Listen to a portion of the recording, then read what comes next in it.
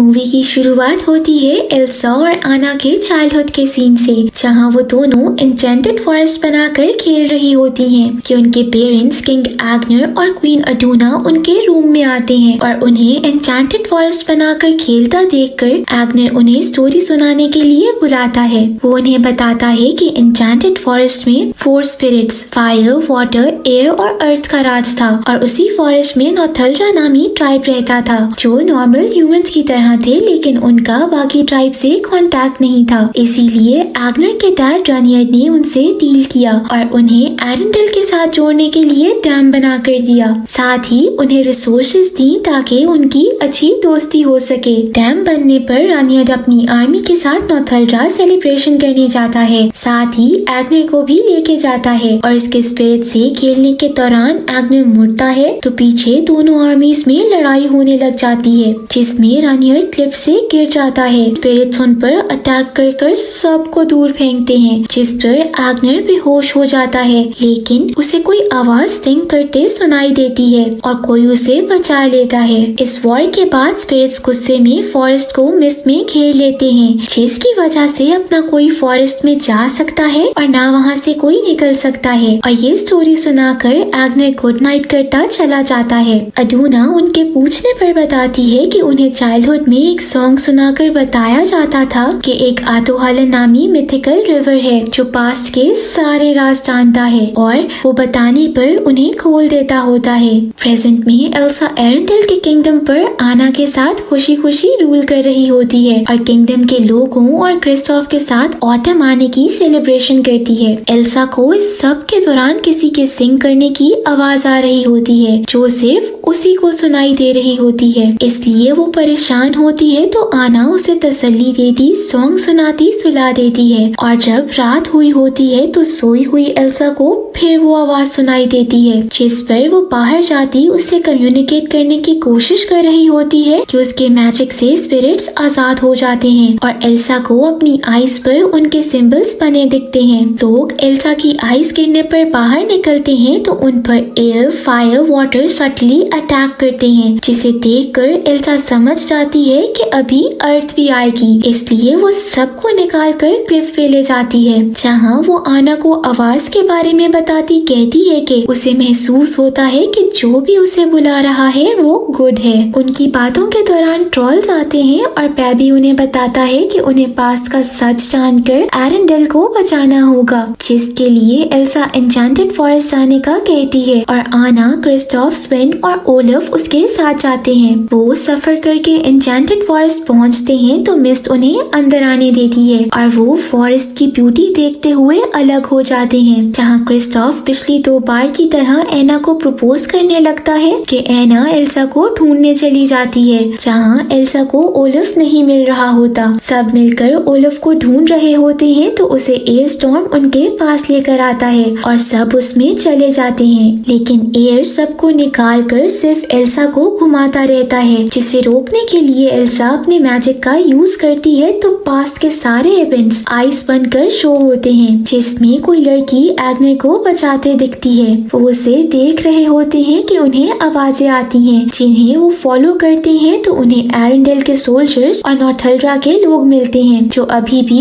एक दूसरे को गलत समझते हुए वॉर में होते हैं और ओलफ उन्हें सारी स्टोरी सुनाता है। एल्सा की पावर्स का पता चलने पर वो हैरान होते हैं तो एल्सा उन्हें समझाती है कि वो बहुत जल्द फॉरेस्ट को फ्री करवा देगी और उसकी बात के दौरान ही फायर स्पिरिट आग लगाने लग जाती है। एल्सा अपने आइस से रोकती जाती है और क्रिस्टोफ को आना को दूर रखने का कहती है। एल्सा फायर को दूर जाते देखती है तो उसके पीछे जाती है, जहाँ उसे स्पिरिट सैलमेंडर में बदला मिलता है और एल्सा जब उससे आंसर्स मांगती है तो वो उसे अपने पीछे चलने का कहता है। एल्सा उसके पीछे जाने लगती है कि परेशान आना उसके पास आती है, जिसे नॉर्मल करने के लिए एल्सा अडूना की शॉल उसे पहनाती है तो नॉर्थल्ड्रा के लोग हैरान हो जाते हैं क्योंकि वो शॉल उनकी ट्रेडिशनल थी और ये जानकर एल्सा वापस आइस स्कल्पचर्स के पास जाती है, जहाँ उसे पता चलता है कि अडूना एक नॉर्थल्ड्रा थी जिसने एग्नर को बचाया था। ये जानकर नॉर्थल्ड्रा के लोग खुश होते हैं और एरेंडल के लोगों को माफ करते अपनी सेलिब्रेशंस में शामिल कर लेते हैं और एल्सा और आना को रात वहीं गुजारने का कहते हैं। कैंप में एक नॉर्थल्ड्रा बॉय राइडर क्रिस्टोफ को अपने साथ प्रपोज करने का मेथड बताने चला जाता है। आना लेफ्टिनेंट से बातें करती रहती है जबकि एल्सा एक नॉर्थल्ड्रा लड़की के पास बैठी होती है जो उसे स्कार्फ पर बने स्पिरिट्स के सिंबल्स दिखाकर बताती है कि एक फिफ्थ स्पिरिट भी है जो अभी तक देखा नहीं गया, लेकिन उसके बारे में कहा जाता है कि वो पीपल को नेचर के मैजिक यानी स्पिरिट से जोड़ता है और कहते हैं कि उसकी आवाज फॉरेस्ट पर मिस्ट आने के दिन सुनी गई थी।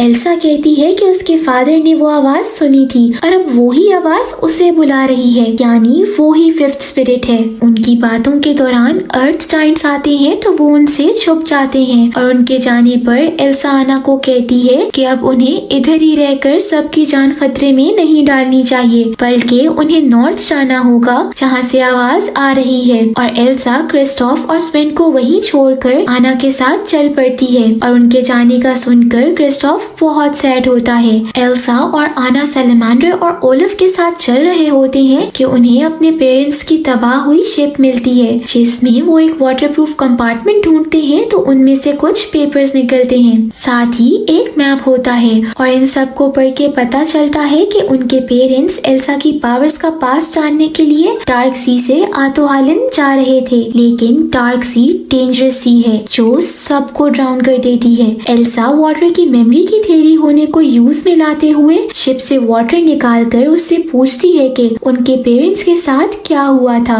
जिस पर वाटर जमा होकर दिखाता है कि उनके पेरेंट्स डार्क सी में मारे गए थे। एल्सा अपने आप को कसूरवार समझकर बाहर रोती जाती है तो आना उसे समझाती है कि उनके पेरेंट्स ने ये अपनी चॉइस से किया क्योंकि वो जानते थे कि एल्सा अडूना की काइंडनेस का गिफ्ट थी कि उसने एनिमी को बचाया था। एल्सा आना की बात सुनकर हिम्मत करती है और आना को कहती है कि उन्हें सच जानने और आवाज को ढूंढने के लिए आतो आइलैंड जाना होगा जहाँ वो डार्क सी की वजह से अकेले जाना चाहती है, लेकिन आना ऑब्जेक्ट करती है तो एल्सा उसे और ओलिव को आइस बोट पर बिठाए दूर भेज देती है, लेकिन वो अपने टर्न्स लेने की वजह से अर्थ जायंट्स के पास निकल आते हैं और वो उनको सोते हुए छेड़े बगैर एक केव में चले जाते हैं। इधर एल्सा शोर से कई बार डार्क सी में जाती है लेकिन डार्क सी उसे वापस शोर पर फेंक देती है, जिस पर एल्सा गुस्से में वाटर को आइस बनाती हुई आगे बढ़ती है और जब वो ड्राउन करने लगती है तो वाटर स्पिरिट उससे लड़ने आता है जिसे वो काम कर लेती है और वो उसे आतो आइलैंड तक ले जाता है जो ग्लेशियर बना होता है और उधर से ही आवाज आ रही होती है। एल्सा आवाज को फॉलो करते हुए अंदर जाती है तो उसे पता चलता है कि वो आवाज अडूना की थी और एल्सा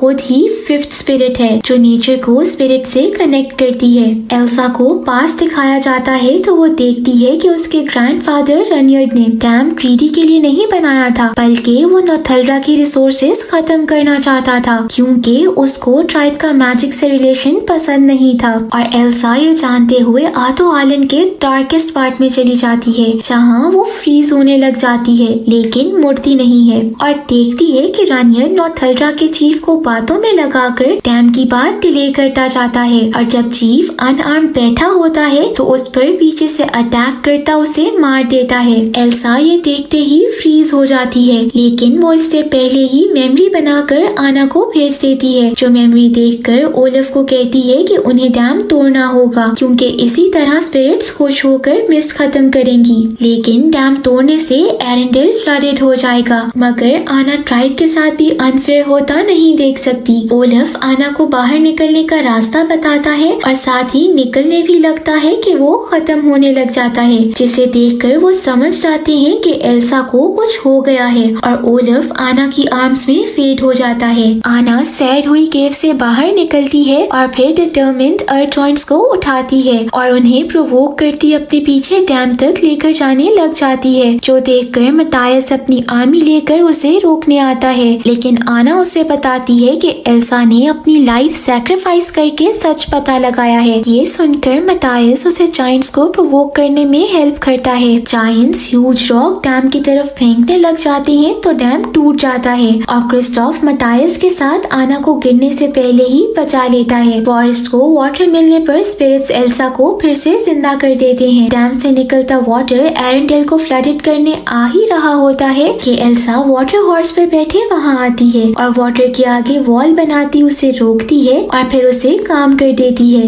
एल्सा वहाँ से नॉर्थेल्ड्रा की तरफ आती है जहाँ फॉरेस्ट से मिस्ट खत्म हो जाती है और सब आजाद हो जाते हैं और आना एल्सा को देखकर खुश होती है। एल्सा उसे बताती है कि वो फिफ्थ स्पिरिट है जो पीपल और नेचर के बीच में ब्रिज है और ब्रिज की दूसरी साइड आना है, यानी वो दोनों इन्हें कनेक्ट कर रहे हैं। एल्सा ओलिव को रिवाइव करती है और उधर ही क्रिस्टोफ फाइनली आना को प्रपोज कर लेता है और आना यस कर देती है। मूवी के लास्ट सीन में हम देखते हैं कि आना एरेंडेल की क्वीन बन गई है जबकि एल्सा एन्चेंटेड फॉरेस्ट की प्रोटेक्टर बन गई है और वो आना के मैसेज पर उससे मिलने निकल जाती है। यहीं पे मूवी एंड हो जाती है।